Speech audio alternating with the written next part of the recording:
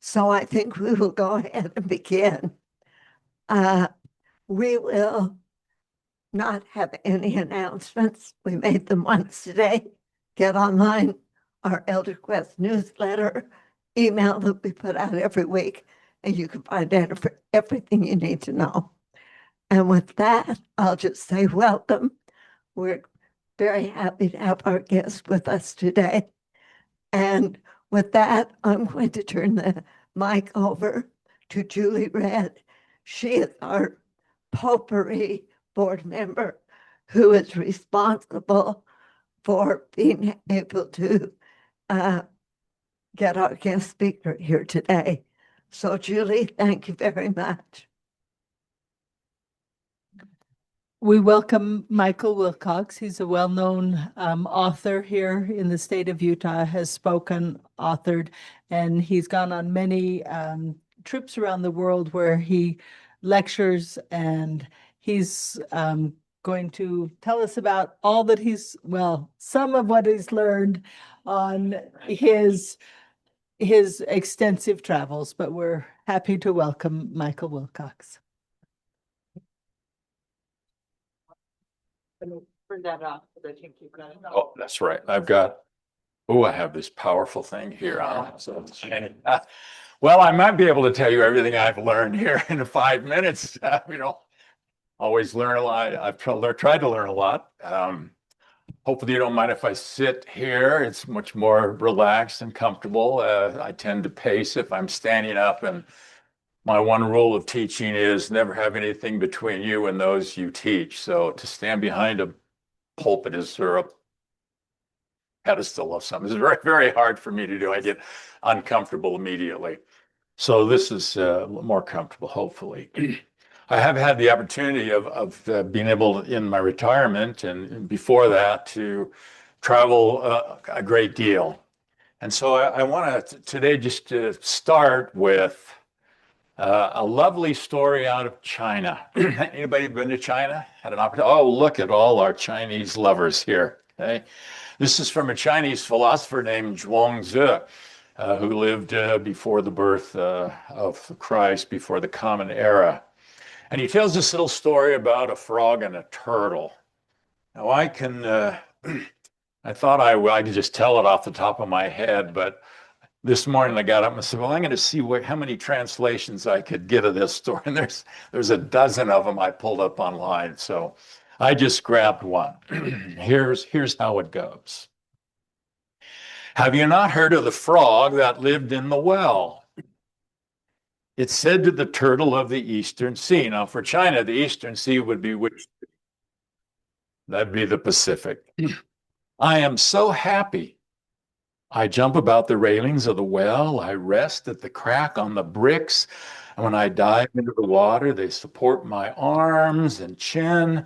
I can float. When I scramble in the mud, they bury my feet and my toes.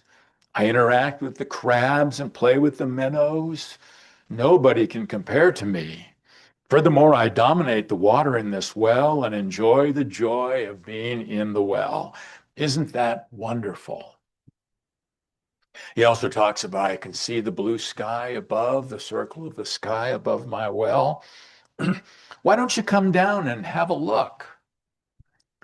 And the turtle of the Eastern Sea tried to get in the well, but before his left leg could even enter, his right knee was already stuck. So he circled around and went back, and he tried again, and then he told the frog about the Eastern Sea. 1,000 miles cannot describe its vastness. 1,000 fathoms cannot measure its depth. In the time of Yu, which was a Chinese king, mythical, in the time of Yu, there were floods 9 out of 10 years. And yet the sea did not increase in depth. And in the time of Tong, there were droughts 7 out of 8 years, yet the sea did not decrease or diminish. The sea does not change with the passing of time or the amount of water it contains. This is the great joy of the Eastern Ocean. And when the frog in the well heard this, it was astonished and could not find words to reply. Now, sometimes in our lives, if we're not careful, we can be like the frog in the well. And there's nothing wrong with being the frog in the well, very comfortable in your own little circle, your own little area. But sometimes we can forget that there is a great, big, vast, magnificent, marvelous world of truth and goodness and beauty, personalities, ideas, religions, cultures, music, arts, literature out there in the world that will enhance and enrich our own perspective. We can sometimes, if we're not careful, be like the little frog, happy but not willing to look out too much.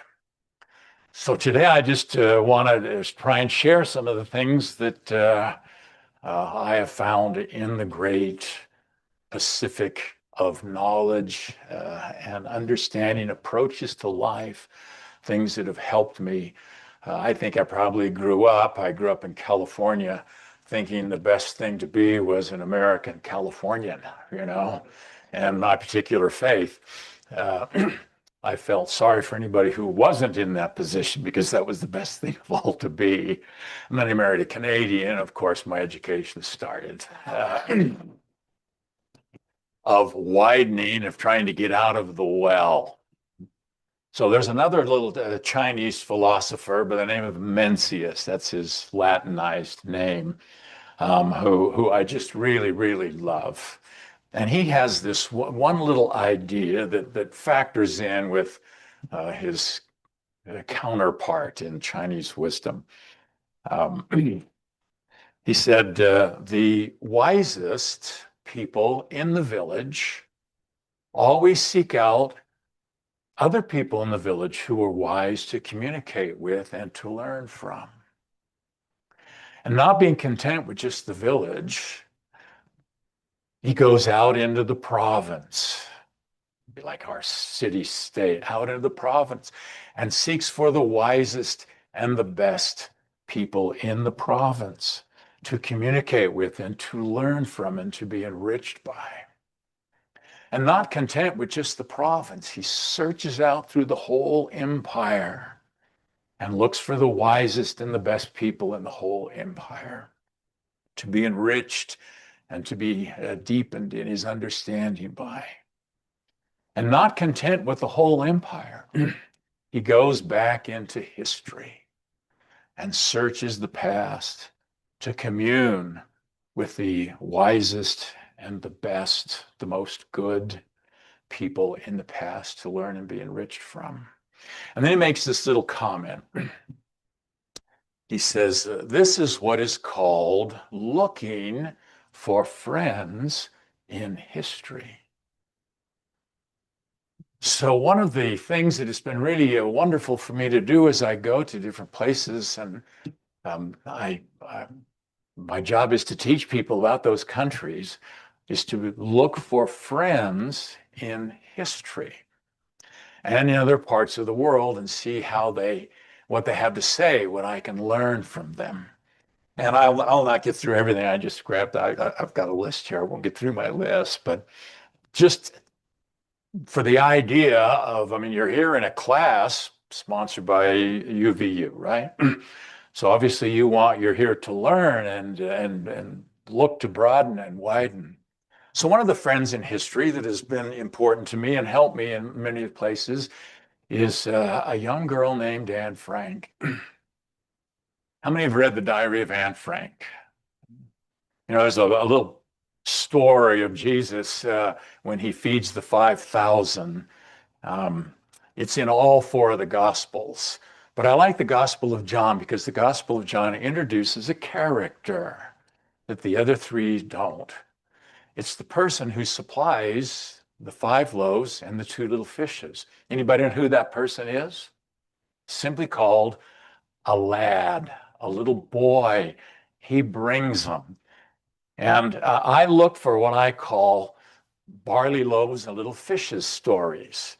Stories of people who just offer this little thing out there And life, God, providence, whatever you want to call it, magnifies it and feeds millions. And this was a girl who, at the very beginning of her diary, said, so she starts it in 1942, June 14th. There's an entry. There's an entry on the 15th. And then she thinks for 5 days about what she wants to do with this. And then we have this wonderful little thought about, she said, it's an odd idea for someone like me to keep a diary, not only because I have never done so before, but because it seems to me that neither I, nor for that matter anyone else, will be interested in the unbosomings of a 13-year-old schoolgirl. Still, what does that matter? I want to write, but more than that, I want to bring out all kinds of things that lie buried deep in my heart. I don't intend to show this cardboard-covered notebook bearing the proud name of diary to anyone unless I find a real friend. Boy or girl, probably nobody cares. Now, how many would consider themselves a friend of Anne Frank? It's always nice for me to report that more people have read the Diary of Anne Frank than Hitler's Mein Kampf. Towards the end, she also comes back to that theme, just shortly before they're discovered in Amsterdam and taken to Auschwitz. She comes back to it and says, nobody's going to be interested in all my tosh. Again, the thoughts of an ugly duckling is what they're going to call this thing. But how much enrichment has she given? So one of the things I learned from Anne Frank is you float out into the world, what gifts, what goodness, what ideas, what you can, and sometimes you'd be surprised how far your reach will go. She certainly had no idea how far her reach would go. Now, one of the best things that I learned from her is I call it attic moments. We all need to be aware of attic moments. If you've ever visited the hiding place in Amsterdam, she's in a very narrow little room she shares with a man, and she would go up in the attic, and in the attic there was a little window. And out of that little window, she could see the sky, a cloud going by, maybe a bird, and a branch of a tree. And that's all her interaction really with nature that she can see a little bit. Cooped up in this house for over 2 years. But again, notice what she says. Nearly every morning I go to the attic to blow the stuffy air out of my lungs. From my favorite spot on the floor, you can see her sitting on that floor looking up through that window. I look up at the blue sky and the bare chestnut tree on whose branches little raindrops shine, appearing like silver, and at the seagulls and other birds as they glide on the wind. I looked out and thought, as long as this exists, and I may live to see it, this sunshine, the cloudless skies, while this lasts, I cannot be unhappy. The best remedy for those who are afraid, lonely, or unhappy is to go outside. Now, she couldn't go outside. She had a tiny little square to look through, where they can be quite alone with the heavens, nature, God, because only then does one feel that all is as it should be, and that God wishes to see people happy amidst the simple beauty of nature. As long as this exists, and it certainly always will, I know that then there will always be comfort for every sorrow, whatever the circumstances may be. And I firmly believe that nature brings solace in all troubles. As long as you can look fearlessly up into the heavens, as long as you know that you are pure within, and that then you will still always be able to find happiness. Now that's a 14-year-old girl. So in my life, we all face our challenges, our problems. I lost my wife 15 years ago. And the big happiness of my life is not there. So I live by the accumulation of what I call attic moments. Well, who told me to seek for attic moments? 14-year-old Jewish girl hiding in a room looking through a tiny window in Amsterdam. And every day I can find a dozen attic moments. Every single day there are attic moments in our lives. I learned something about, Beethoven. I'm not a big musical expert. But we started taking groups to Vienna, and if you're going to go to Vienna, you better learn something about the composers. So I began to study Haydn and Mozart and Beethoven. And the life of Beethoven is so inspirational to me in the loss of his hearing. Most of you know that he went deaf. Here's this man in love with music, who always wanted love and never found it, who had many health problems throughout his life. He writes, it's called the Heiligenstadt Testament. It's how he feels as he begins to lose his hearing. How hard that was, that he couldn't speak up and tell people. You have to talk louder, and what it was like to hear somebody hear a bird and he can't hear anything. And he pours out his soul in this little testament that he writes and hides. Nobody finds it till after his death. Of the challenge of his life. Now, Beethoven went through, and it's reflected in his music, three kind of periods as he faces this crisis, this trial, this unfairness of life. To be one of the greatest composers, maybe the greatest composer in history, and to be going deaf. And he starts with, like maybe all of us when things happen, and life's unfair.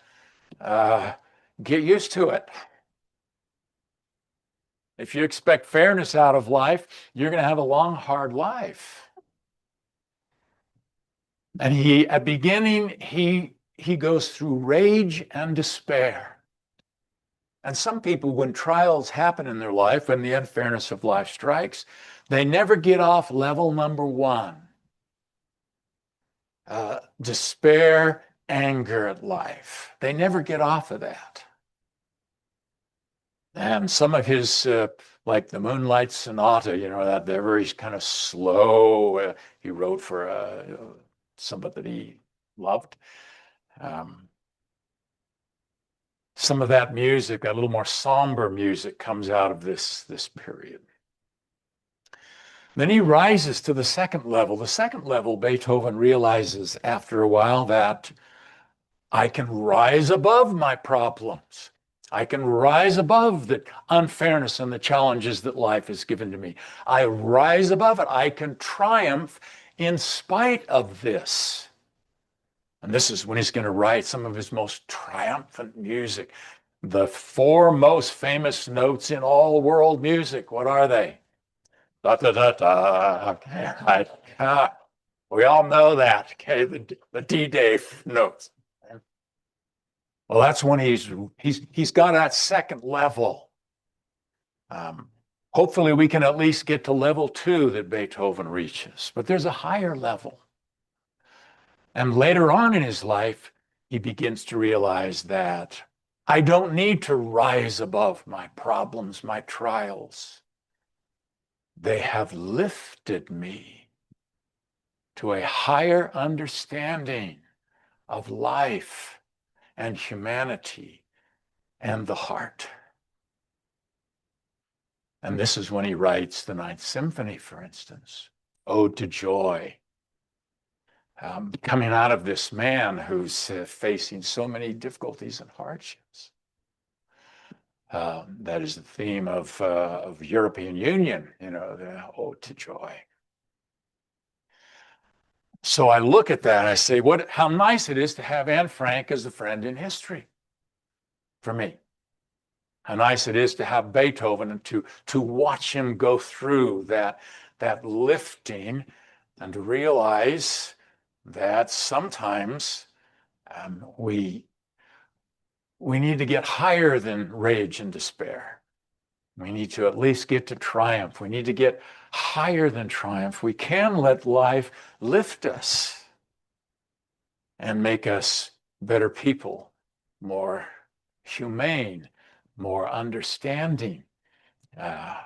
There's a Greek writer named Aeschylus, another friend in history, who wrote, he begins tragedy, really.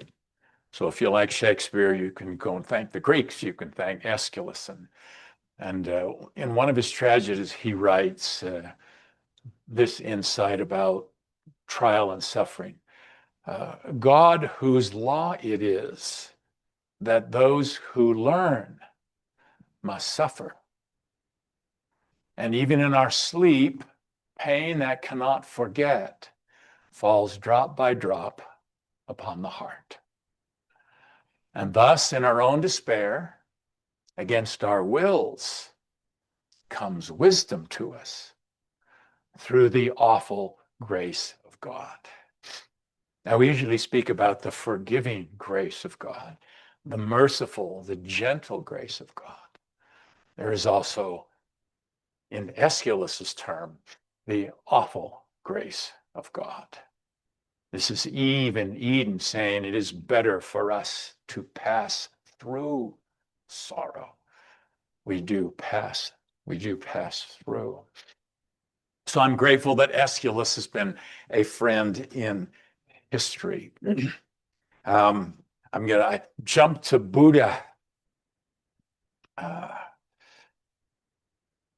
India has wonderful parables and stories, both in Hinduism and Buddhism, and just in the literature that comes out of the subcontinent. And one of my favorite stories helps me to approach life. It's about a king who has a number of dreams. It's in a collection of tales about the previous lives of the Buddha. Remember, they believe in samsara, the recycling of life, and he went through a number of previous lives. And one of these lives, he interprets dreams for a king, like Joseph with Pharaoh or Daniel in the Old Testament. And this king, I'll just give you one of the dreams because it's such a good analysis of the world and life. The king dreams that he is standing by the bank of a river. And he looks, and as he looks up the river, he sees something floating down the river. I chose this story because Halloween is coming. Right? And as he can see that it's a pumpkin. It's a hollowed out pumpkin. Okay? And it comes floating down the river. But when it gets right in front of him, it sinks like lead deep into the depths of the river. And he wakes up and he thinks, this is strange. Hollowed out pumpkins don't sink. He goes back to sleep and he dreams again.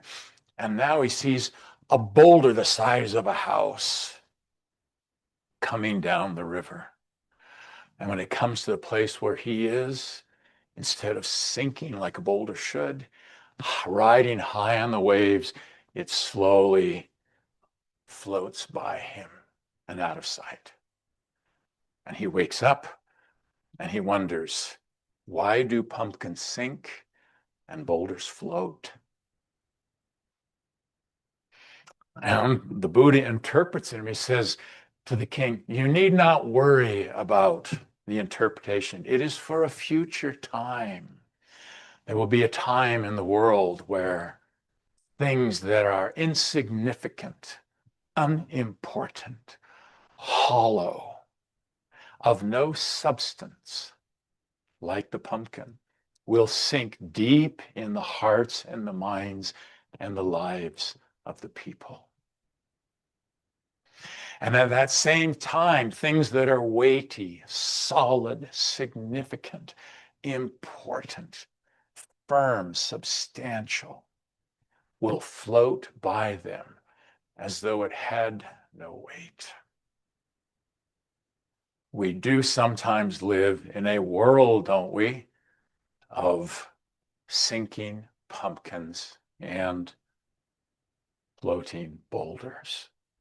Can you think of a better way of describing certain elements of the world?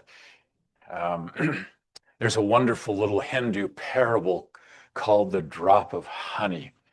It kind of goes with Attic moments. It's a very simple one, and there's multiple variations of this little parable of a man running through a jungle chased by a tiger. Sometimes there's different things that's after him, but he's running through the jungle chased by a tiger. He falls into a well. And halfway down the well, there's a branch hanging out, and he grabs the branch, and the well is deep and dark. That's bottomless. And so there he is hanging, the tiger prowling above him, hanging by the branch, and fathomless depths below him. In India, for a lot of people, this is a description of what life is like. It's rather precarious. Tigers above and bottomless pits below, and you're hanging on a branch. Some mothers tell the story, add some mice chewing on the branch just to make it a little more difficult. So in this situation, there's a hive of bees in the well, and a drop of honey has fallen from it, and there's a blade of grass on the opposite side. And the drop of honey is just sitting there on that blade of grass sticking out of the side of the well. And the man in this precarious condition, he looks over, he sees it, and slowly he takes one of his hands off and hangs on, and carefully, he reaches out and takes that drop of honey on the tip of his finger and brings it, and he says, how sweet. That's the story. Now, I haven't got time to go into the two interpretations of that story for you. Okay. There's two ways of looking at it. Okay. But I like the positive way of looking at it, that there's always a drop of honey. We always look for the drop of honey. There's another wonderful story out of the Buddhist Hindu tradition called the wishing tree. In this, there's a whole bunch of children, very, very poor village. And a rich uncle comes from the city. He's more sophisticated, and he sees the children playing with little round pebbles for marbles, and the girls, little stick dolls. That's all they have. They haven't got anything better. And he says, what are you doing here? Don't you realize that just outside the village, there's a wishing tree? And the wishing tree will give you whatever you ask for. You just wish and it gives it to you. Now, these are children. They're smarter than that. They don't really believe this. Okay, you don't get what you want in life. The Hindus might say the tragedy of life isn't that you don't get what you want. The tragedy of life sometimes is that you get exactly what you want. Well, they decide to go out to the tree, and so they all rush to the tree, and they sit around the tree, and they begin to wish. Now, this is, in almost all mythologies and stories around the world, there are trees. This is in the subcontinent. It's kind of the tree of the knowledge of good and evil, tree of life, all bound up into one tree. It's upside down. It's actually, the roots are in heaven, and it hangs down. Okay. So they go out and they begin to wish. Now, what do children wish for? Well, we got Halloween coming, so they wish for candy. Do you know this parable? Oh, good. I was going to have you tell it. Okay. They wish for candy, and they get candy. Now, here's when they learn something about the tree. The tree will give you everything you wish for, and its opposite. That's life. Okay? Everything you wish for, and it's up. Nothing comes in ones. Everything comes in twos. So they get candy, and it's opposite, stomach aches. So now they wish cavities. Okay? So now they wish for toys. And they get toys, and it's opposite, boredom. And so they wish for bigger toys, bigger boredom. Some of us are still around the tree wishing for bigger toys, right? Bigger and bigger boredom. Then they wish for the four main fruits that hang on this tree. They wish for pleasure, power, wealth, and fame. And they get it. And all the problems and the suffering and the disillusionment and the lack of fulfillment that a life of searching for pleasure, power, wealth, and fame brings up into one's life and into others' lives. Now they grow old under the tree. Where can they go? The tree is everywhere. How do you get around? How do you get away from it? And now they're your age and my age. And now they're starting to look back on life and they're kind of wondering what has life done? What have I learned? And some of them, they break into little groups. And one of the little groups says, oh, it's just a hell of a world.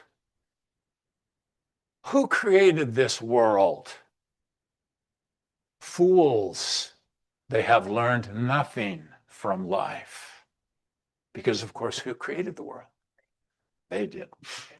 Another group says, you know what the problem is? We made the wrong wishes. We just got to go back to the tree and make the right wishes. Bigger fools. Okay. And the last group sits and says, oh, if this is the way life is, I just want to die. And of course, the tree will give you what you wish for. Okay? So they die, and it's opposite. And in Hindu Buddhist philosophy, what's the opposite of dying? Rebirth. Oh my gosh, I gotta go through the whole thing all over again. Okay?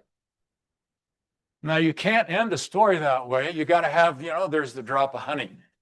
There's the addict moments. There's the positive things. And so there's a little crippled boy in the story, it's told by mothers in India trying to help their children understand and cope with life. And the little crippled boy isn't fast enough to get to the tree with all of his friends. And so he comes later and he sees them all gathered around the tree and he sits down and he says, well, I'll wait till they're done with their wishes and then I'll go in and I'll wish for what he wanted. And so he sits there on the outside of the circle and he watches. He watches them wish for candy and get stomach aches, wish for toys and get boredom, wish for bigger toys and get bigger boredom, wish for power, pleasure, wealth, and fame, and all the problems and suffering that we bring upon ourselves and others in striving to gain those things. He sees them get old and say it's a hell of a world that we made the wrong wishes and wanting death and being reborn. He watches the whole, as one storyteller called, the whole cosmic swindle. Okay. And then the powerful part of the story. Different wording. In a gush of compassion, in a swelling of empathy for his companions, he forgot to wish for himself. And the tree couldn't touch him. Now you ponder that story when you're thinking about that. It is the essence in that story of so much of the wisdom that's arising out of Eastern religions, Eastern philosophy and approaches to life. It is the nirvana moment. Nirvana means to blow out or to extinguish. Like a fire, a candle. It's not a place. And what is it that you are blowing out? You are blowing out the ego. You are living for others. You are blowing out selfishness.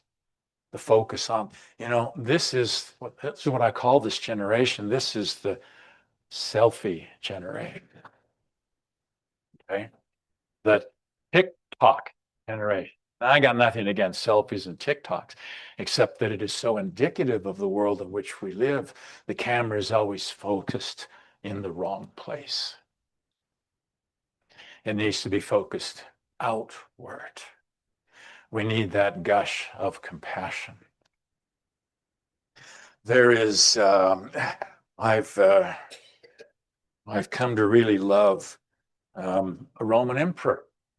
I'm glad for that Marcus Aurelius is, I've discovered a friend in history.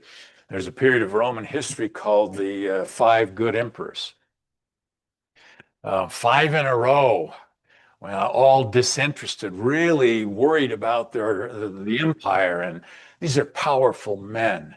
And the last of the 5 is Marcus Aurelius. And he faces a lot of great problems in Rome. We date the beginning of the fall of Rome from the death of Marcus Aurelius.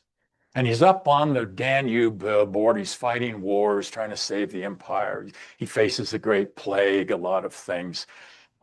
He's kind of a philosopher king, a stoic. And he sits in his tent at night, writing just for himself.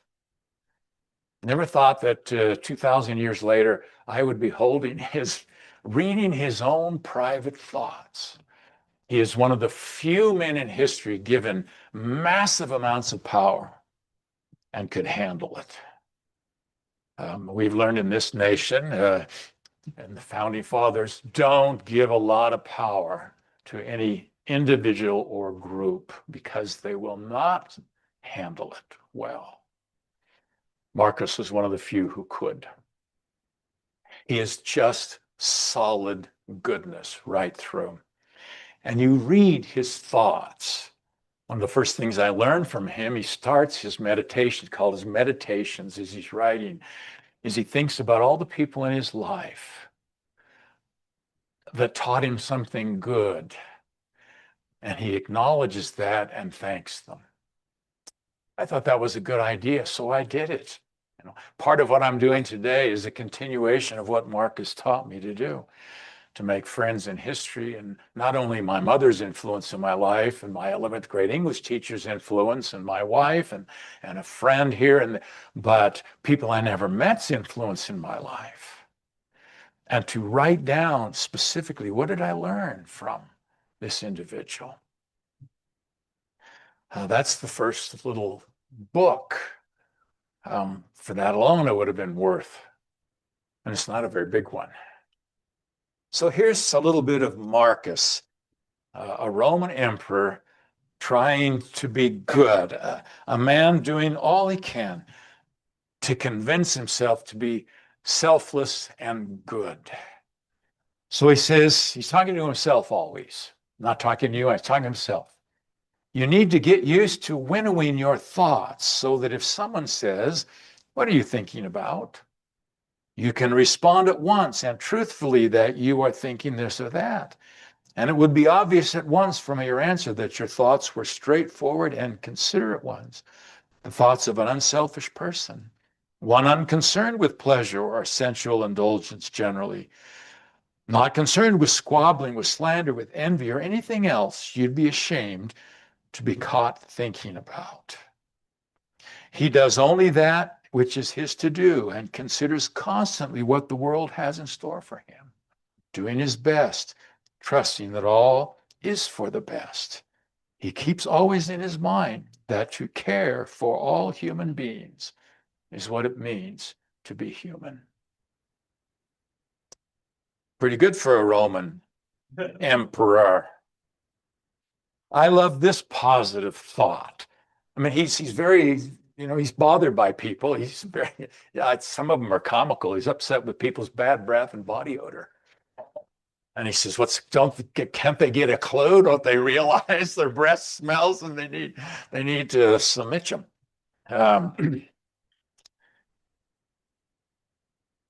Here is a couple more of his.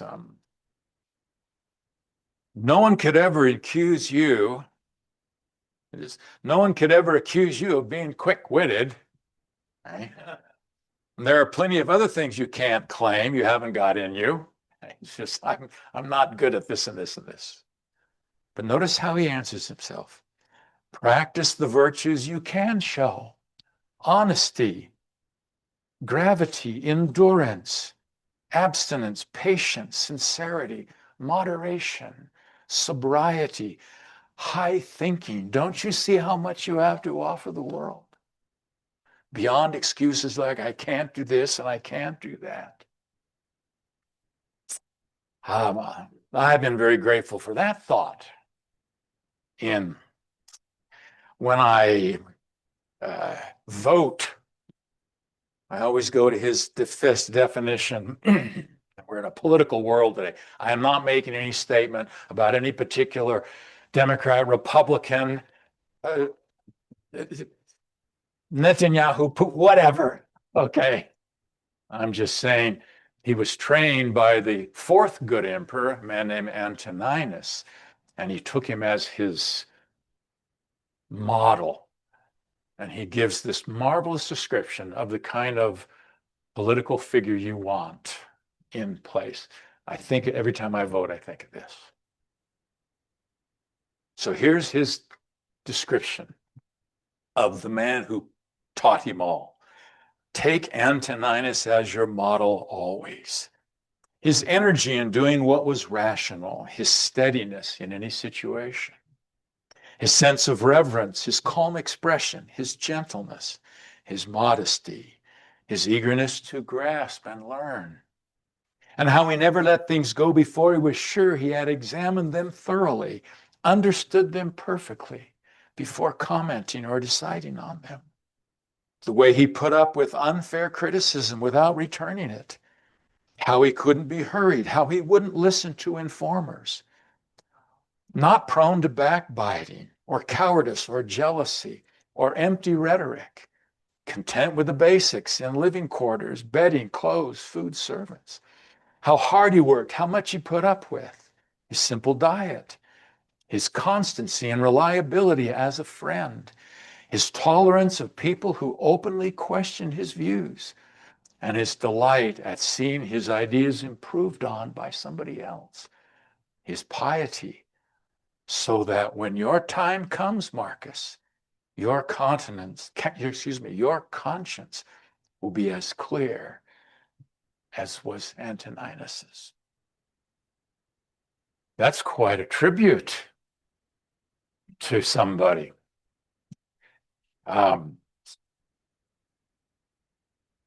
The only thing that isn't worthless is to live life truthfully and rightly and always be patient with those who don't. When you need encouragement, you look at the world and you say, oh my gosh, look at the way people are, look how it's terrible. You need encouragement. Think of the qualities the people around you have. This one's energy, that one's modesty, another's generosity, and so on. Looking for all the good you can see in people. Nothing is as encouraging as when virtues are visibly embodied in the people around us, and when we're practically showered with them every day. It's good to always keep this in mind. How positive is that, right? Well, that's a little bit of Marcus. What else have I got on here? So, you can learn from fairy tales. You like fairy tales? So my mother was Danish. I was raised, my mother would say, the good part of you, Michael, is the Danish part. Okay. Danish are such wonderful people. Some of you know my mother. Okay. My grandparents were Danish immigrants. So Hans Christian Andersen, big time, okay. And he wrote some really, really wonderful things. Where would Disney be without Hans Christian Andersen? No Little Mermaid, no Frozen. My gosh, what would my grandchildren do? So I'll give you an example how profound some of the things he taught. You'll find goodness in children's stories. He begins The Snow Queen, which is the story that Frozen comes from. There are some likenesses between the Disney version and Andersen's version. There is a reindeer in both, okay? And there are two children, and you're looking at the one, it's a boy and a girl in the story. Anyway, he begins it with a magic mirror. You need magic mirrors in fairy tales. He begins it with a magic mirror. And this is a bad magic mirror. This is a mirror created by a troll, by an evil force. And what the mirror does is when you look in it, it magnifies, or you look at anything that's reflected in it, it magnifies the negative and the ugly and diminishes the good and the beautiful. So if you looked at yourself through the mirror, what would you see? All your negatives and faults. And they would just get bigger and bigger until you could see nothing good in you anymore. Because it's doing that. Well, the mirror is shattered in the beginning of the fairy tale. It's shattered. And Anderson says it breaks into billions and billions of tiny little pieces. And the mirror dust is carried by the winds around the world, and everybody gets a little mirror dust in their eyes. And with the mirror dust in their eyes, if you look at something through the mirror dust, it does the same thing that the whole mirror did. It will amplify and enlarge and magnify the negative and diminish the positive and the good. So that if you looked at other people through the mirror dust, you begin to notice, not as Marcus Aurelius was looking for, all the good things that you could see in others, in spite of their bad breath and BO, right? You would notice all the negatives, nothing good, until the good is completely diminished. There are some slivers, and he says the slivers will get into the heart. This is where Frozen gets the idea of the younger daughter, the sister dying with the ice in her. Only it comes from the mirror. And then the heart dies, and you can't see good anywhere. So if I were looking at another religion through the mirror dust, I would see only its faults. If I were to look at another culture through the mirror dust, I see only its negatives. If I looked at another race or nation or another party, my gosh, we get upset about rivalries in sports. Okay. The negative is amplified and the good is diminished. So Anderson's suggestion and my suggestion, what I learned from that story, didn't make the movie, okay, is to wash the mirror dust out. Sometimes we look at people in the past through the lens and we notice all the negatives. My rule in looking at people in the past when I study my friends in history, because they all have flaws. Whether they're religious leaders or political leaders or just human beings, they all have flaws. My rule is celebrate all the good they did and forgive everything else, because that's what I'm hoping people will do for me. That's what I hope people will do for all of us. Well, I've got 1 minute. I'll do one last friend in history. Dante, who wrote the Divine Comedy, wasn't called divine, he was just called the comedy. And he does this journey through the Inferno, Purgatorio, and into paradise.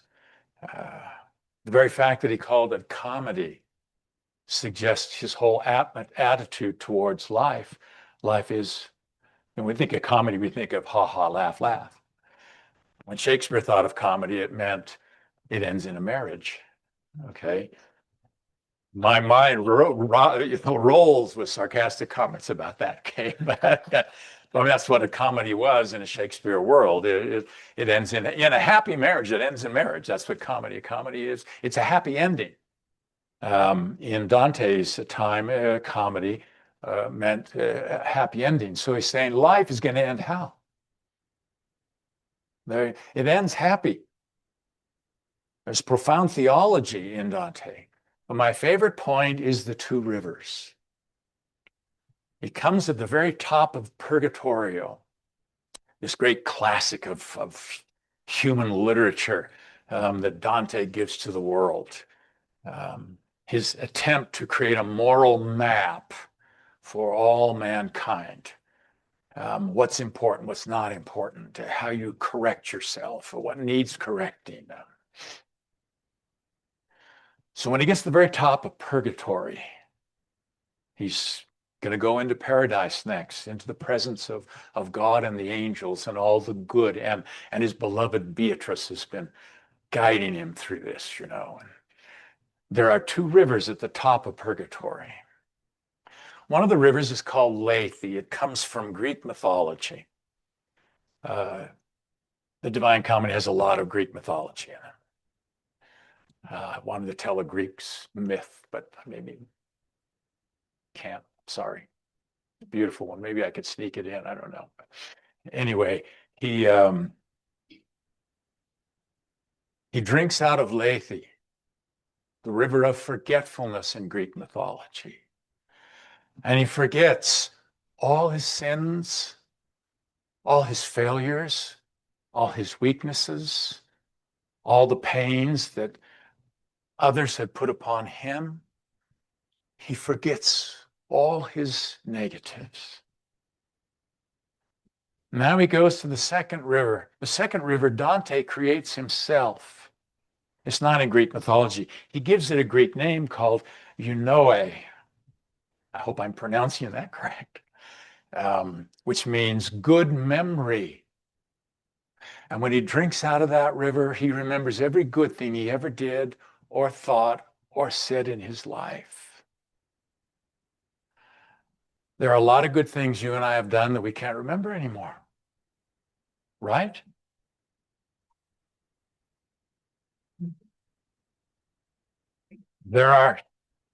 I read that part. It's just very small, just a few little verses about the two rivers.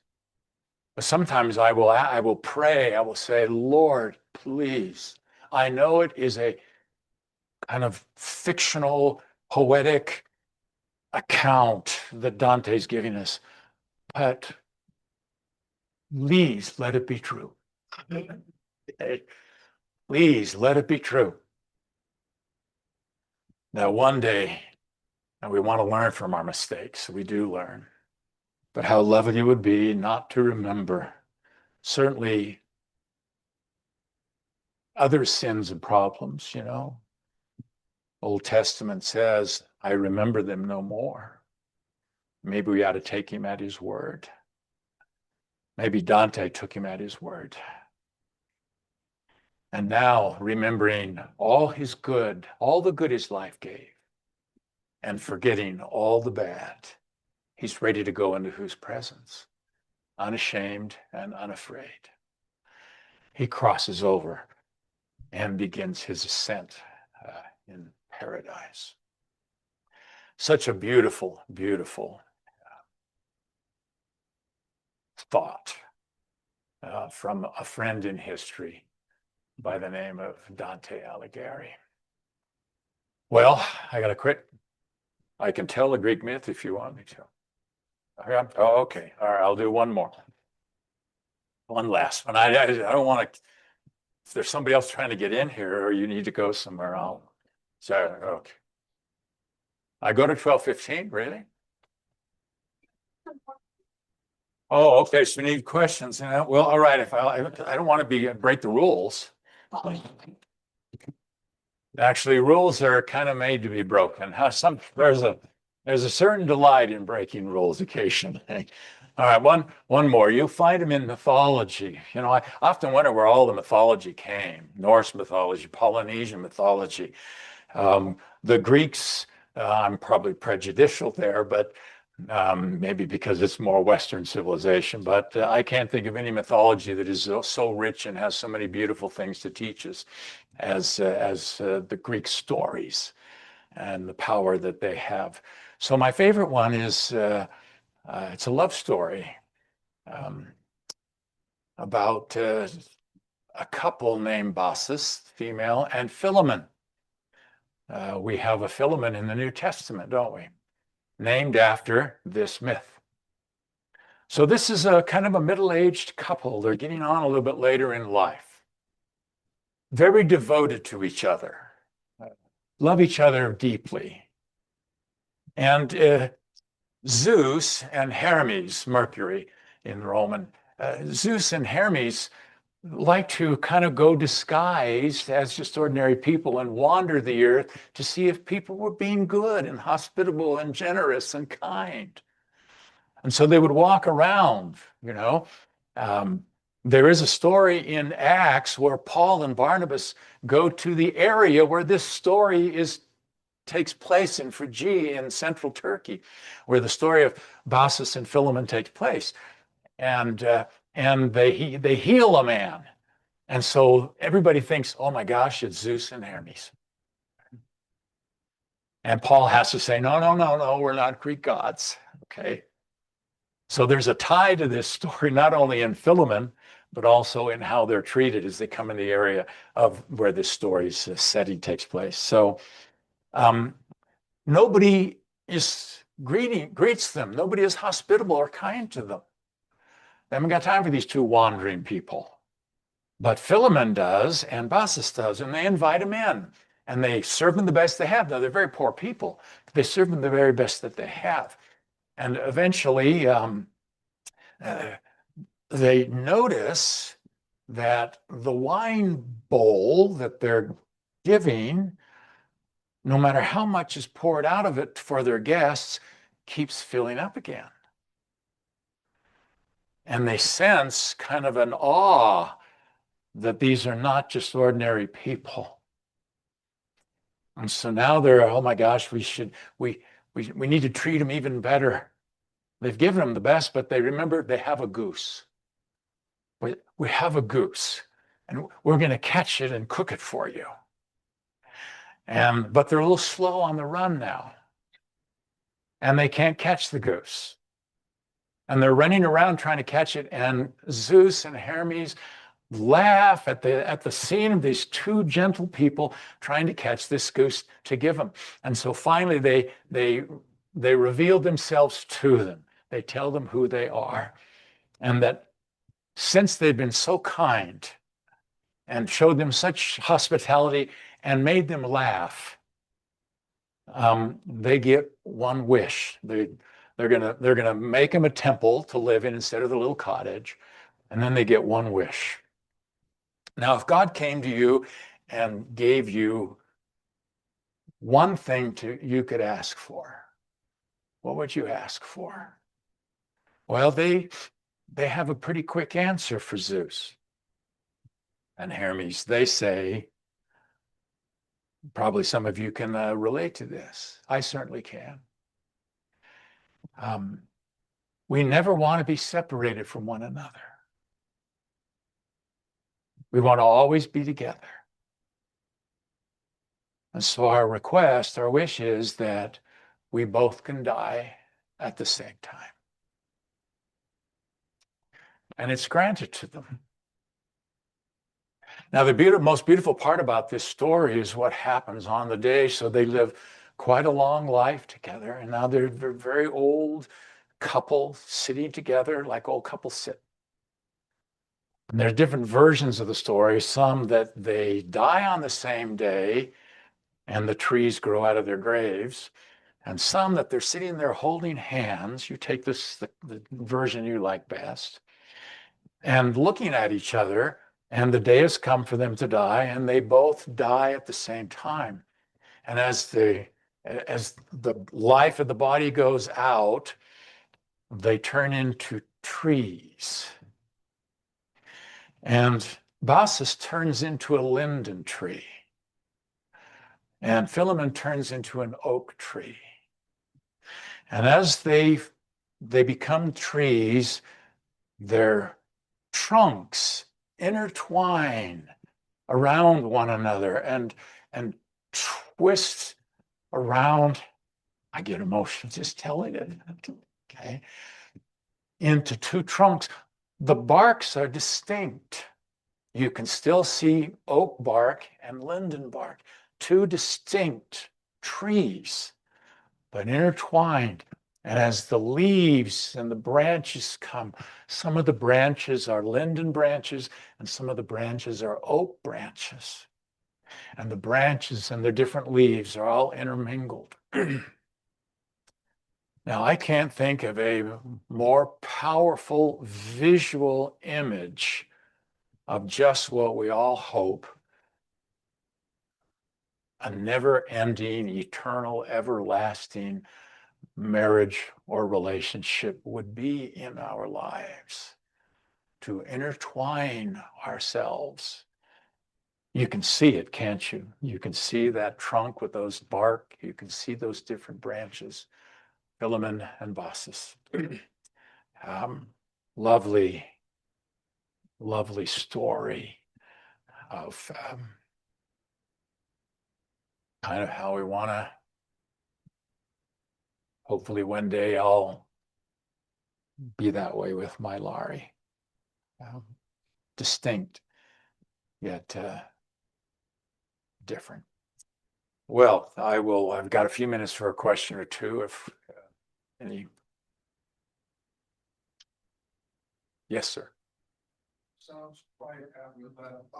Oh.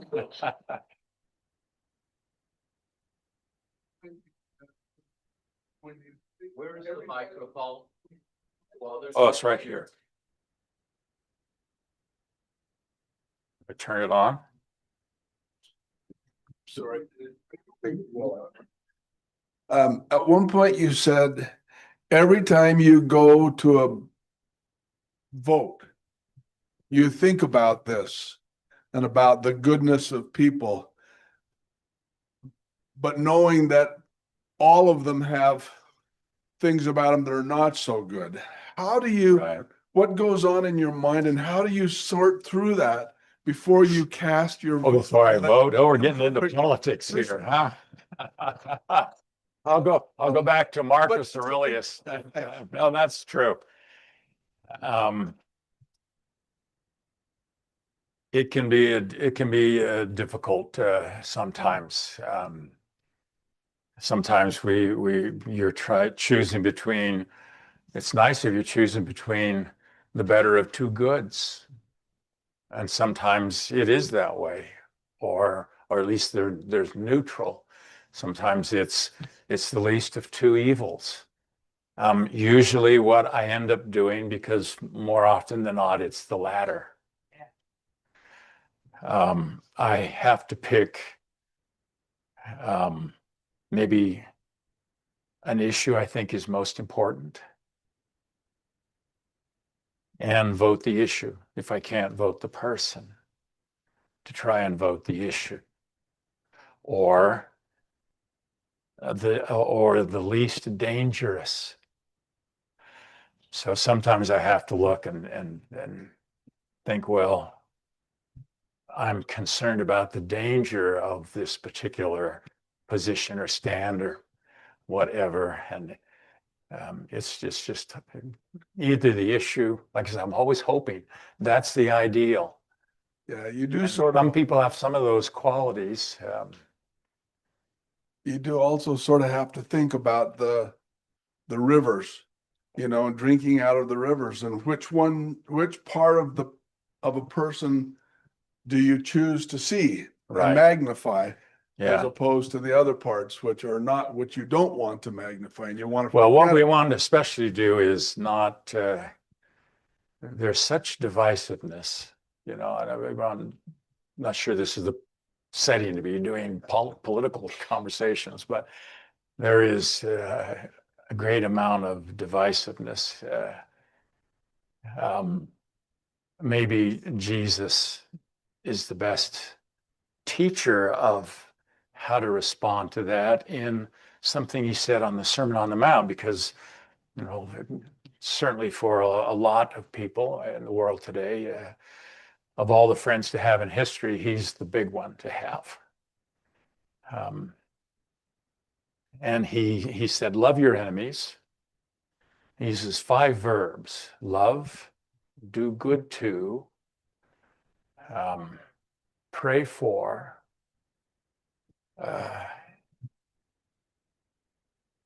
salute. I missed one. Which one did I miss? Bless. Thank you. Bless. Thank you. So those bless, do good for, do good to, salute, love, and pray for those who don't treat you good. And then he adds this little thing at the end. He repeats love and salute. Salute means how you interact with them, how you speak with them, how you interact with those who disagree with you.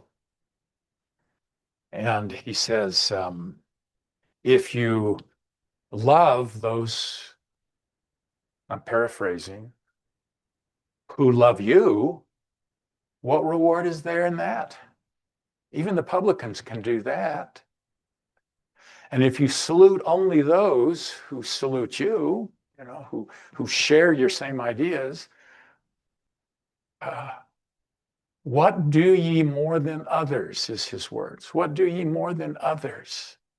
Even the publicans do that. So I think what he's trying to teach us, and whether it's in terms of religious difficulties, political difficulties, rivalry games, different cultures, racial interactions, wherever you have differences between two people. Differences between two people is always an invitation to pride and to contention. It can be that way.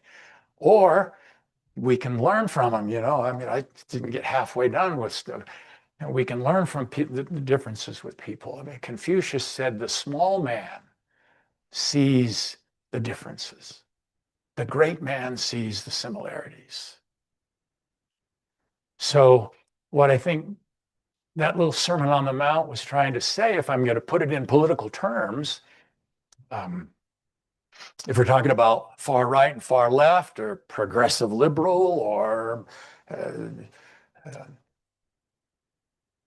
conservative, whatever, okay, yeah, we're talking about the sides. He is saying to those on the left, you can put somebody's name in there if you want for your own purposes. Your discipleship is going to be measured by how you salute, interact, bless, do good for the far right people. And he's saying to the far right people, or different cultures or races. You got into politics, so I'm using that as an example. Your discipleship will be measured not by how you interact with. This is the great echo chamber of the world now. It'll feed me. It's feed me. It's a resentment creator too.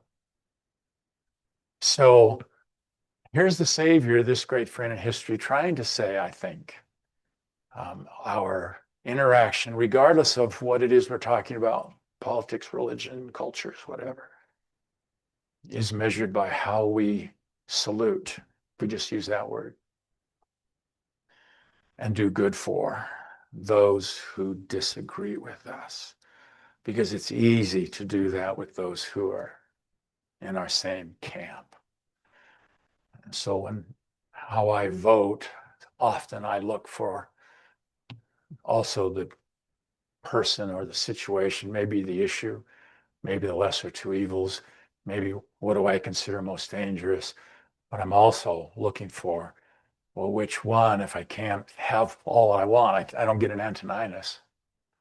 Which one am I most hopeful will do what Lincoln did in one of the great scriptural phrases in American political history, in the second inaugural, with malice toward none, with charity towards all, with firmness in the right, as God gives us to see the right. Notice that humility there. I think I'm right, but I may not be. Firmness in the right as God gives us to see it. Let us finish the task. Bind up the nation's wounds. So sometimes I say, well, this particular person, I'm voting for the Senate or mayor or the presidency or Congress. Are they going to, do they believe in Lincoln's second inaugural? Are they going to bind up wounds? Are they going to exacerbate them? Are they going to act with charity or are they going to act with malice? And those are, but at least for you and me and in this room, we want to say, I will not be part of the problem. I will not be part of the problem. I will be a part of the solution. And I will try to, in as much as I can, bring people into at least disagreeing with kindness. Thank you so much. You're welcome. You're welcome. Thank you. I'm happy to sit around and chat with you. If Julie, you want to officially end this thing somehow? I mean, I'm grateful that you came. You're enriched and enlightened, and we thank you and hope we have many friends in history also. So, thank you. thank you. You're welcome.